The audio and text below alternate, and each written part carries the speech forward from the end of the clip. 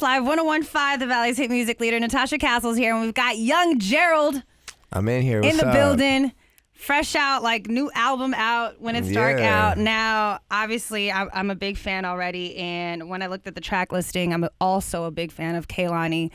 First track I went to. Shouts out to little Lonnie Tsunami out in Europe, killing it right now. Just got the Grammy nomination. Do you have a Grammys. special message for her? Man, shouts out to sis. That's it, man. Right?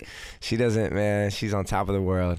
She Yeah. is. I'm definitely a big fan of her also, as well as you. And that song was just so deep. I was driving around in my car and Yeah, that's not the first song you'd want to. That's why there's a track list, you know. I had to go straight to You it don't with skip Kehlani. to the end of the movie. I mean, Hashtag come on. You Kehlani. gotta, I had to. Can you break down kind of like that song and what the difficulty was for you to write that? There's several stories that you tell in the record. yeah. I mean, that's that's the most personal record I've ever made. I felt like with this album, I just wanted to open up and just be that honest and be that, be that open, and just go there. Everybody's got demons. Everybody's got, dark, fears, like things that, kind of eat at them. And I mean, you opened up about some things that not even like your closest friends really know about you. yeah. What was it like when they first heard it? Did they reach out to you like, yo, I didn't know you went through this? Like, Yeah. The weirdest part was making the song. So it was in New York, and we had basically made the beat and put the chorus down, like a reference for the chorus. And what's crazy is I wrote the song with same guy who did I Mean It, the hook. Like me and him did the hook together. And you would never know, the guy who made I Mean It, could Switched do it the up. same, you know what I mean? Like a completely different vibe. But we made the song, and it was all there, and I was going to come back and do my verses. I was going to finish it because it was already late, like 3 or 4 a.m. And somebody walked in the room, and they were like, yo, this is going to be the most important song you've ever written. And I was like, who are you? What are you saying to me?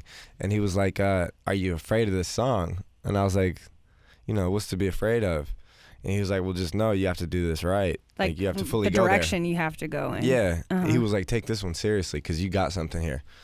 And at that moment, I was like, all right, I'm not finna go home. Like, brew a pot of coffee. I'm gonna just stay here tonight and just do this and just fully just do it, And it just came out of me. It just poured out. Like, it was kind of therapeutic, I think, to open up like that. Something you've been sitting on for a while. Yeah. The only awkward thing was everybody else was like high, just passed out, sleep on the couches, you know what I mean? You're over there I'm just like, pouring your heart out. I'm like tearing up, you know what I mean? I'm like writing this really honest song, and I went into the booth to record it, and I just remember walking out, and the engineer, he ended up doing my whole album. He ended up mixing it. His name's DG.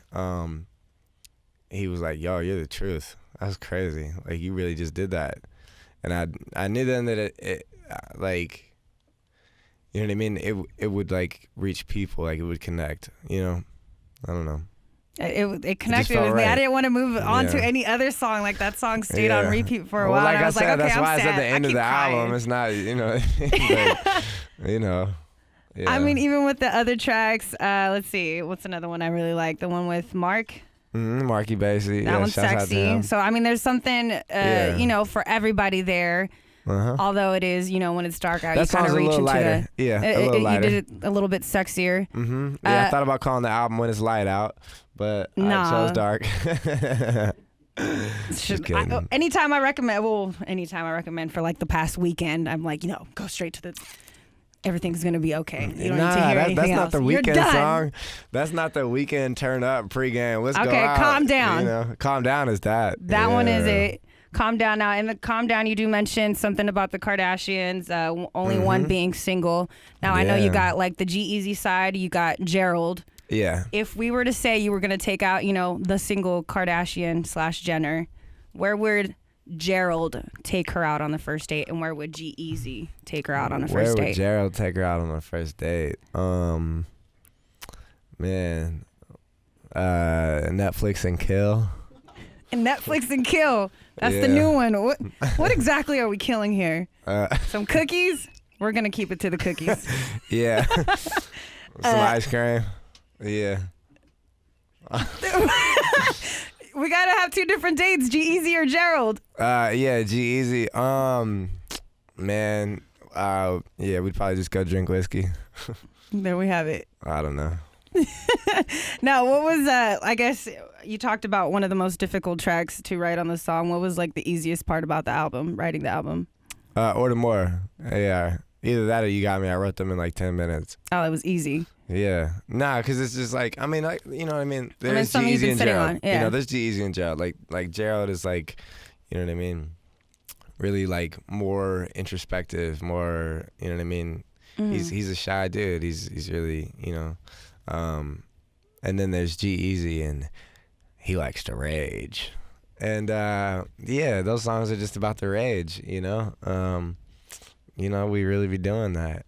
Now you got some heavy hitters on the album, obviously Too Short, E40. Tell me about some of the other people that are featured.